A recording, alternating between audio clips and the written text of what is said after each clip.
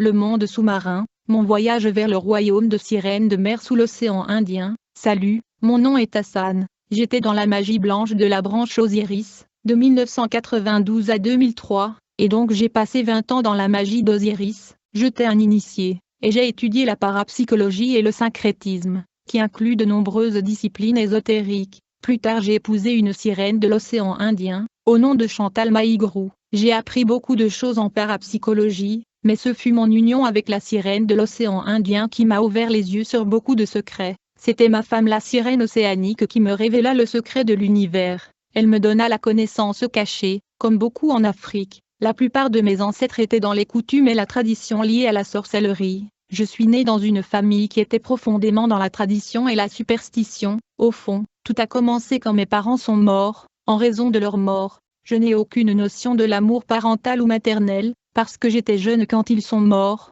Je me suis retrouvée dans la misère et la pauvreté, ainsi je souffrais et je ne pouvais pas payer mes frais de scolarité. Un de ce jour, un homme dans le quartier qui travaillait dans la société aérienne nationale qui me connaissait et qui était au courant du fait que j'étais orphelin, me donna un livre. Cet homme savait que je traversais des difficultés et la galère, et donc il connaissait mes souffrances et mes difficultés, mais cet homme était un occultiste. J'avais 19 ans quand cet homme me donna ce livre appelé Le secret du succès. Ce livre était sur la pratique élémentaire de la parapsychologie. C'est ainsi que j'ai commencé à lire ce livre jusqu'à ce que je lis le livre dans son entièreté, sans savoir que c'était un livre de la magie. Quand j'ai fini de lire ce livre, j'ai remarqué en arrière du livre il était écrit « Vous êtes en effet dans la branche magique d'Osiris. Le fait que vous ayez fini de lire ce livre fait de vous un initié à la magie d'Osiris. Vous ne pouvez pas faire marche en arrière, sinon il y aura des conséquences. Vous allez mourir ou vous deviendrez fou. Ainsi donc devez confirmer votre affiliation en écrivant à l'adresse ci-dessus. » J'étais étonné et surpris par ce que je venais de lire, et j'avais peur, mais partant de la considération que j'étais en train de sombrer dans la pauvreté et le désespoir, je me suis dit qu'il n'y avait rien à perdre. Laissez-moi tenter ma chance. Par conséquent, je me suis mis à correspondre à l'adresse qui était indiquée dans ce livre. Je leur écrivais en relatant mes soucis, et ils me répondaient et m'écrivaient aussi. Après quelque temps, ils ont commencé à m'envoyer des articles, et des ustensiles magiques pour le rituel cérémonial et de prière de l'incantation. En Afrique beaucoup de gens font le vaudou, la sorcellerie, le macumba et le maraboutisme. À vrai dire ceux-ci ne sont pas de la science occulte, mais plutôt du fétichisme. En effet la magie blanche veut dire étudier et suivre un cours. Elle est effectivement supérieure au vaudou ou à la sorcellerie. Dans la magie blanche il y a le discipline comme la franc-maçonnerie ou la Rose-Croix, la science chrétienne, tandis que le vaudou et la sorcellerie sont du fétichisme. Ils diffèrent de la magie. Quand je fus initié dans la magie, j'ai développé la télépathie et télékinésique, à tel point que je pouvais injecter les pensées dans le cœur de gens. J'étais même à mesure de changer les pensées de gens, alors que je correspondais avec cette branche occulte de la magie d'Osiris. On m'envoya une poudre appelée catalyseur, dont je plaçais sur mon front la nuit. Cela me permettait de dominer tout le monde dans le quartier. Une fois que je place ce poudre sur mon front, je soumettais les gens dans la voisinage à ma volonté. Je sentais que le monde entier était dans ma main. Au fur et à mesure que mon initiation évoluait, ma personnalité changeait. Je parlais moins et j'écoutais plus. Ainsi j'avais développé le sens de l'observation. En plus de cela je devenais de plus en plus sage et intelligent. Je pouvais lire les pensées de gens. Je pouvais également soigner les gens grâce à la méditation. En parapsychologie les choses sont faites par le penser et le geste de main comme de pied, parce que le penser et la méditation créent des effets cosmiques. Étant donné que j'étais devenu puissant et plus haut, en conséquence j'ai commencé à rencontrer des gens de différentes branches ésotériques. J'ai commencé à partager des connaissances avec des gens de la Rose-Croix et du franc-maçon. À la fin nous avons dressé une plateforme d'échange de connaissances ésotériques et magiques. Au fur et à mesure que je progressais dans la magie d'Osiris, je voulais plus de la connaissance et plus du pouvoir, et le plus rapidement possible. Mais dans le loge où j'étais affilié, il y avait beaucoup de procédures et de protocoles. Mais cependant, j'avais hâte d'obtenir plus de puissance et de pouvoir. En effet, l'occultisme est comme un grand océan. Une fois que vous êtes à l'intérieur, vous serez tenté de pénétrer plus en profondeur pour plus de connaissances et plus de pouvoir. Et donc je voulais accélérer le processus de l'obtention de connaissances et du pouvoir occulte. C'est ainsi qu'un de mes amis dans le cercle mystique me suggéra d'entrer en contact avec le monde de sirènes et de Mami Vata. Il m'a conseillé de me marier avec une sirène des eaux. Ce dernier m'a donné de protocoles et des instructions. que je devais suivre pour entrer en contact avec le royaume océanique des sirènes et des mamies Wata. Alors, j'ai commencé à écrire des lettres dans le parchemin que j'envoyais vers le royaume des sirènes de l'océan, et le monde des sirènes répondait à mes lettres. Après quelque temps, alors que la correspondance continuait, j'ai finalement décidé de rencontrer ces êtres surnaturels face à face. Pour cela, j'avais reçu des instructions sur la procédure à suivre. Il y avait beaucoup de précautions que je devais prendre avant d'invoquer ces êtres préadamiques, car elles sont puissants et extrêmement dangereux, sinon je risquais de perdre ma vie. Je savais que je pourrais perdre ma vie si j'échouais à faire les choses correctement. Il était donc nécessaire que je m'impose une certaine discipline corporelle et psychique. En effet, toutes mes protections seraient sans effet dans le royaume de Sirène. Alors, le préalable consistait de jeûner, tout en récitant certaines prières incantatoires dans un ordre précis, pendant un nombre de jours. Ce traitement a pour but d'endurcir mon cœur contre les tentations de sirènes et de déesses océaniques, car il y a beaucoup de pièges dans l'univers de sirènes. Si quelqu'un succombe à l'une de leurs tentations, il est difficile de prendre le chemin du retour sur la terre, ce serait alors la mort. Ainsi il est plus facile d'entrer dans le royaume sous-marin que d'en sortir. Du fait que la majorité de la population est féminine, ces êtres laissent difficilement partir les visiteurs masculins. Il fallait donc jeûner pour éviter l'émotion comme la crainte, la peur, l'étonnement, la panique, et donc il fallait jeûner pour s'abstenir de l'un de ces sentiments. C'est pourquoi je devais observer ce jeûne de plusieurs jours. On peut ici voir comment, pour ne pas être séduit par des sirènes, les magiciens doivent jeûner pendant quelques jours, dans le but d'atteindre des objectifs démoniaques. À combien plus forte raison nous qui sommes enfants de Dieu, devrions-nous prier et jeûner pour résister aux convoitises du monde.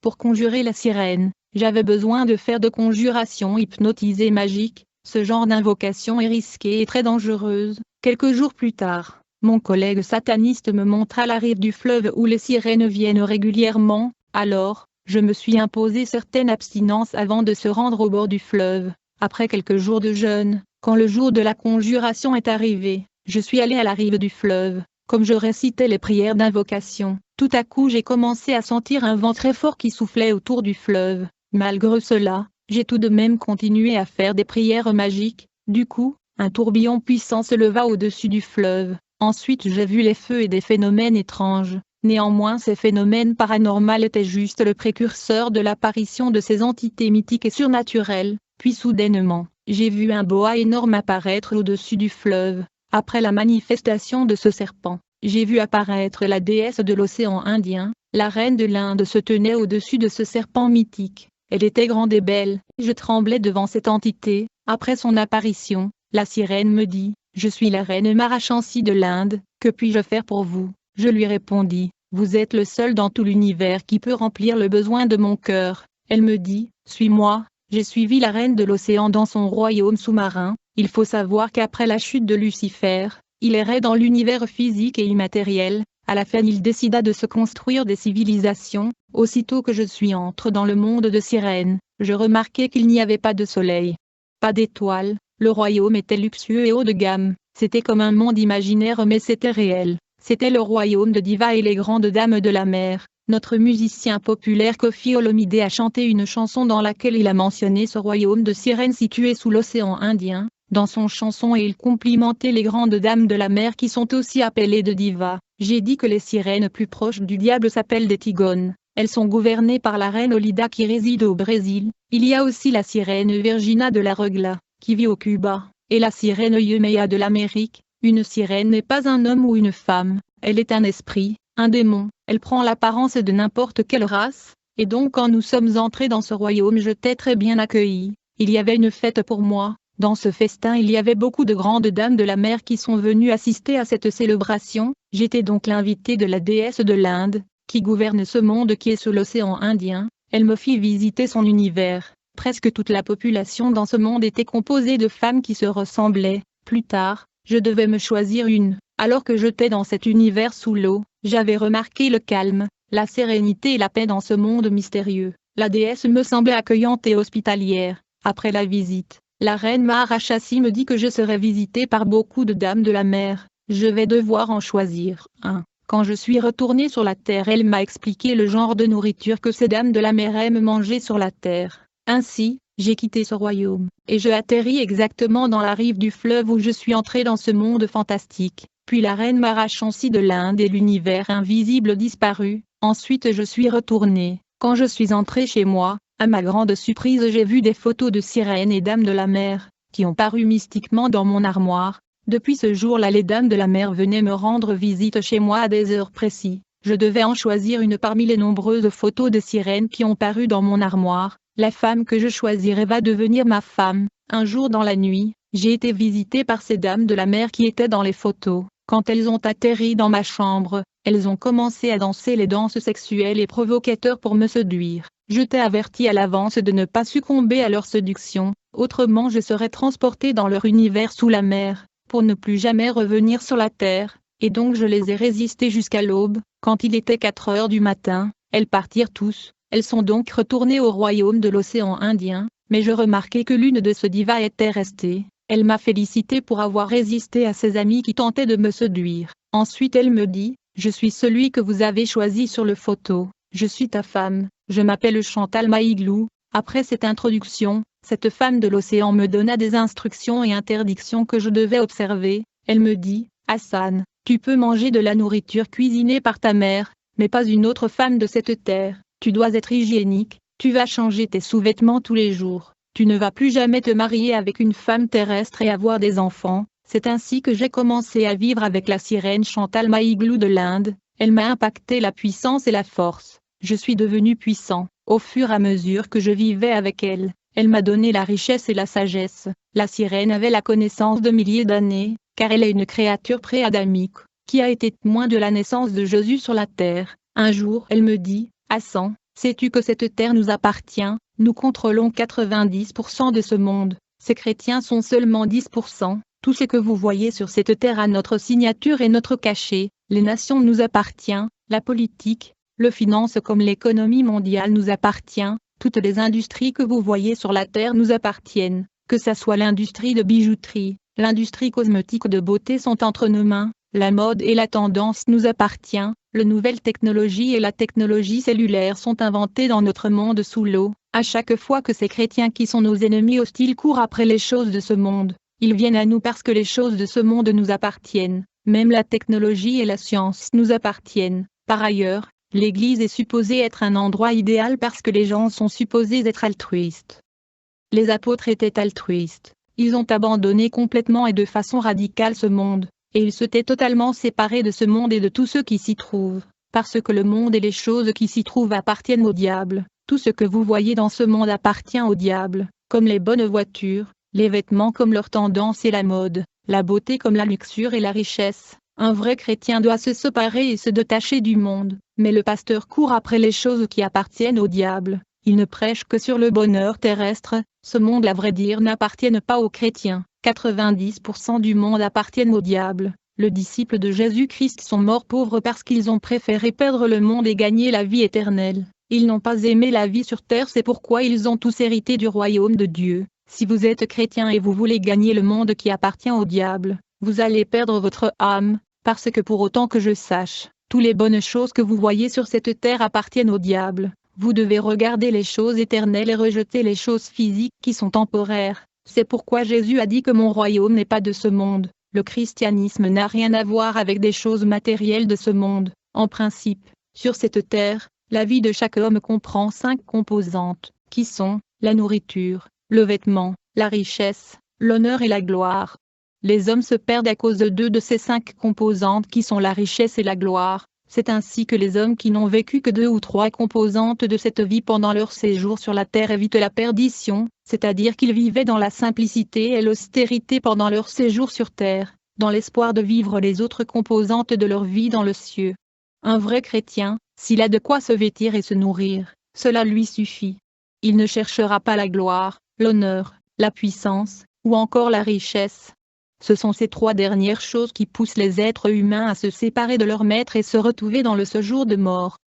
Un jour la sirène Chantal me dit, quand il y a eu rébellion de 80 jours dans votre pays en 1966, le gouvernement zaïrois ne pouvait pas vaincre la rébellion qui avançait et semblait victorieux. C'est alors que les autorités de votre pays sont venues nous voir, ils voulaient mettre fin à cette rébellion une seule fois pour tout. C'est ainsi que nous avons transformé un de vos officiers en une femme. Elle a dû dormir dans le cimetière pendant 7 jours. C'est alors qu'il fut transformé en une femme. Elle a pu séduire l'un des généraux de la rébellion. Quand ils ont commencé à vivre ensemble, elle a pu rassembler tout le plan et stratégie de la rébellion. C'est ainsi que le gouvernement de votre pays a pu vaincre cette rébellion. Tu peux me poser la question, comment nous avons pu transformer cet officier en une femme? Je t'avais dit que ce monde nous appartient, même pour gagner un match de football international. Votre gouvernement est venu nous consulter. Nous avons recommandé aux joueurs de l'équipe nationale de dormir dans le cimetière. Certains de ces joueurs de football devaient coucher avec des filles mineures pour marquer de buts. Certains de ces joueurs devaient porter le sous-vêtement des femmes récemment mortes. Ils devaient jouer avec ce sous-vêtement sur eux afin de gagner le match. Il faut noter que Lucifer, qui est le dieu de ce monde, peut prendre de nombreuses formes. Il a de nombreuses apparences interchangeables selon la tâche qu'il est censé effectuer. Il est interopérationnel. S'il veut tuer, il apparaît comme un lion à 3 têtes pour punir. Il est appelé Vermont à 3 cœurs, mais il peut apparaître comme un ange de lumière pour impressionner le nouveau initié. En plus de cela, son totem est le chèvre Baphomet, avec la croix renversée. En outre, les membres de son gouvernement utilisent l'emblème du dragon qui est 666. Ceci est le pouvoir politique à travers l'Organisation des Nations dans l'Organisme des Nations Unies. 666 est la marque de la bête représentant l'Organisation des Nations. Il y a le système 555, le système 777, 1200. Le diable est le maître de tous ces systèmes. Il est le maître du système financier et économique, le maître du système politique et le système religieux. Chacun de ces systèmes sont représentés par un nombre. Il faut noter que tout dans ce monde appartient à Satan. Le monde et tout ce qu'il contient est dans les mains de Satan. Il y a un réseau téléphonique dans notre pays qui porte le nom de Lucifer. Après avoir été expulsé du ciel, Lucifer avait promis à Dieu qu'il s'opposera à lui de toutes les manières possibles. Ceci est la conspiration luciférienne. À la suite de la guerre mondiale qui a eu lieu dans la région céleste, selon qu'il est écrit, et il y eut guerre dans le ciel. Michel et ses anges combattirent contre le dragon. Et le dragon et ses anges combattirent, mais ils ne furent pas les plus forts, et leur place ne fut plus trouvée dans le ciel. Le diable avait juré de tourner le monde contre Dieu. Le diable a sa présence pleinement dans le monde, même dans l'architecture et la construction. Moi personnellement je n'ai jamais été en France, mais quand j'effectuais de voyages interdimensionnels, j'y allais par voyage astral, et j'ai vu les architectures du monde de Satan qui sont repliquées ici dans ce monde dans les métropoles terrestres comme Paris, comme l'Obélisque, le musée de Louvre, la Tour Eiffel. Tout ceci sont de pyramides du royaume de Pandémonium. L'une des entités qui régit le monde des esprits peut être vue sur l'emblème du Parlement européen, même dans la monnaie européenne, le diable est même dans le dollar. Le sacrifice a été fait pour que ce monnaie domine. Alors, quand j'ai commencé à vivre avec la sirène Chantal, elle a commencé à me révéler les noms des anges déchus et leur pouvoir. Elle me dit, dans chaque aspect et secteur de la vie humaine, il y a une entité qui influence. Cette dame de la mer m'a montré comment appeler et invoquer les esprits quel que soit le problème que je rencontre sur la terre. Elle me dit Hassan, il y a des entités et des démons que vous pouvez appeler pour obtenir de l'aide dans toutes les situations auxquelles vous vous retrouvez, qu'il s'agisse de santé, de la science, de la force physique, de la faveur, des sagesses.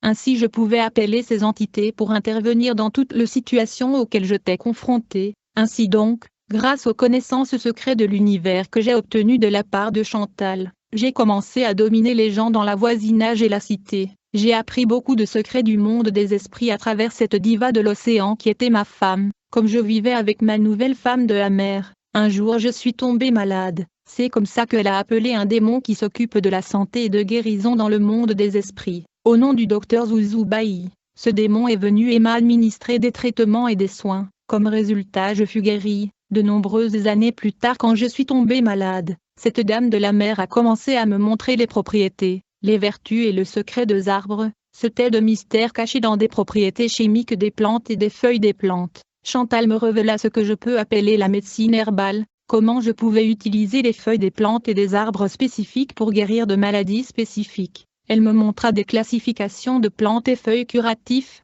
La médecine herbale utilise des médicaments à base de plantes fabriquées à partir de différentes combinaisons de parties de plantes, par exemple les feuilles, fleurs ou racines. Chaque partie peut avoir différentes utilisations médicinales et les nombreux types de constituants chimiques. Et donc ce jour-là quand j'étais tombée malade, Chantal m'envoya chercher les feuilles de plantes de melon, et elle l'a fait bouillir pour moi, et j'ai dû boire de l'eau issue de ce feuille de melon. Par conséquent j'étais guérie. La même chose quand j'ai tombé encore malade pour la seconde fois, elle prit des feuilles d'une plante, et la bouillit pour moi, quand je l'ai bu j'étais guérie. Cette sirène connaissait les propriétés chimiques et les vertus curatives des plantes et leur capacité de guérison. Dans la civilisation égyptienne et babylonienne, les prêtres étaient en contact avec ces êtres surnaturels, qui connaissent les énigmes et mystères de la nature. C'est ainsi que ces peuples utilisaient la médecine herbale, alors qu'on vivait ensemble. Chaque jour à la maison la nourriture apparaissait mais je ne savais qui préparait cela, et donc durant plusieurs années,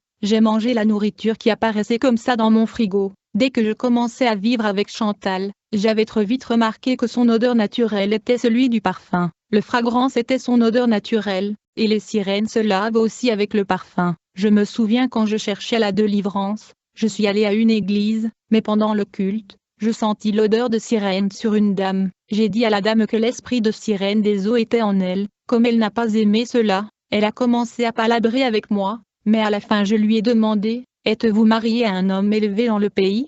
Elle me répondit négatif. Je lui ai demandé, « Vous marchez souvent au bord de la rivière ?»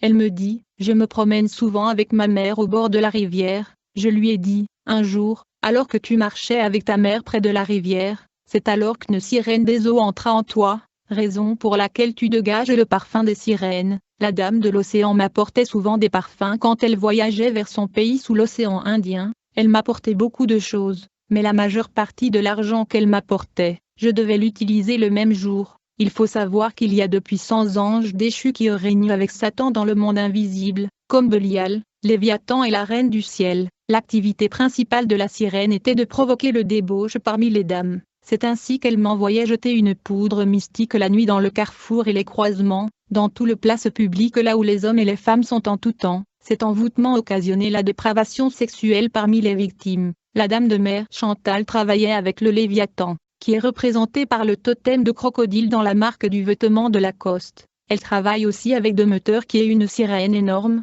Une sirène n'est pas un homme ou une femme, elle est une entité surnaturelle. Ainsi donc, durant toutes ces années Chantal ne préparait jamais, elle faisait apparaître tout seul le jour la nourriture que j'ai mangée sans pourtant connaître qui l'avait préparée. Quand j'étais dans l'occultisme, j'avais découvert que le chrétien était le genre le plus mystérieux sur la terre.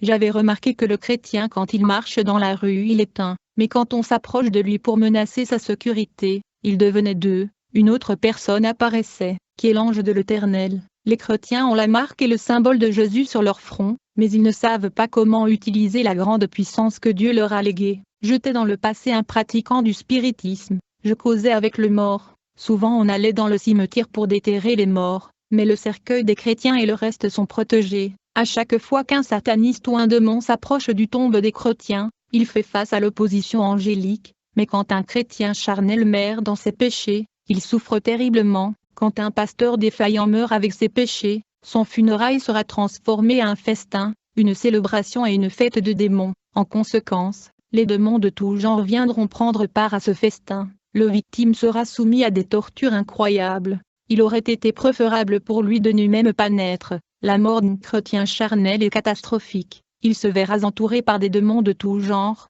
et il sera torturé par les démons d'une façon cruelle. Il y a un démon qui séjourne dans le cimetière, au nom de Convenons. Il est le démon qui détruit les projets et aspirations de gens. Il travaille avec les démons errants qui lui apportent des informations sur la vue de gens. Ce démon au nom de Convenons est volumineux, et c'est un géant. Il est celui qui dévore et consume le chair de ce chrétien charnel. La guerre et l'hostilité entre le royaume de Satan et l'Église est réelle. Mais les chrétiens ne sont pas aussi pratiques que les occultistes. Quand un chrétien fait face à un problème il n'est pas pratique. En fait il disparaît devant son problème au lieu d'appliquer des instructions pratiques de la Bible. Chantal m'avait dit que Lucifer fut créé 6000 ans avant les hommes. Il est 7 fois puissant que des anges moyens. Mais les anges sont 7 fois plus puissants que les sirènes, qui sont 7 fois plus puissantes que les hommes. Dieu accorde parfois au diable l'accès à son trône. Lucifer est un grand et puissant chérubin aux ailes déployées. Quand il était au ciel, il était censé compléter un programme dans le 7 montagnes qui représente le 7 connaissances. Mais il n'a atteint que le 3e niveau, et puis il se rebella, quand il y eut insurrection et soulèvement au ciel. Dieu connaissait tout dès le départ. mais il a permis cette rébellion et révolte de suivre sa cour. Le diable a commencé cette insurrection et révolution avec Belzébul et Ataroth. Il fut rejoint par un autre ange supérieur puissant qui est adoré depuis l'Antiquité au nom de la Reine du Ciel. Cet ange est adoré dans toutes les civilisations, comme en Égypte au nom d'Isis, Iter dans le Moyen-Orient, ou Notre-Dame l'Immaculée Sainte Vierge dans la religion catholique. Beaucoup de disciples de Lucifer sont investis dans le cimetière parce que c'est un portail vers le monde de Satan. Ces gens sont appelés le roi de la terre. À chaque fois qu'un homme signe un contrat avec le diable, le bénéficiaire est toujours le diable, qui ne respecte jamais ses engagements car il est un trompeur. Quand j'ai signé le contrat avec le monde invisible, il était écrit dans le parchemin, tu nous aideras dans le monde physique et nous allons vous aider dans le monde invisible. Mais le diable est un malin. En effet, je me souviens d'un comédien célèbre dans notre pays qui avait signé un contrat avec le démon de la comédie du monde de Pandemonium. Le démon Rishacha est le dieu de la comédie et de l'humour, celui qui fait rire les gens dans le monde infernal de Satan. Quand le comédien avait signé un pacte avec ce démon, il ne savait pas qu'il y avait de termes et conditions cachés dans l'accord qu'il avait signé. C'est ainsi que ce comédien tomba victime car le démon de la comédie tua son fils. En fait, pour obtenir quelque chose de Lucifer vous aurez besoin de sa signature et de celle de Belzébul et Ataroth. Si vous osez vous asseoir sur la même table avec Lucifer,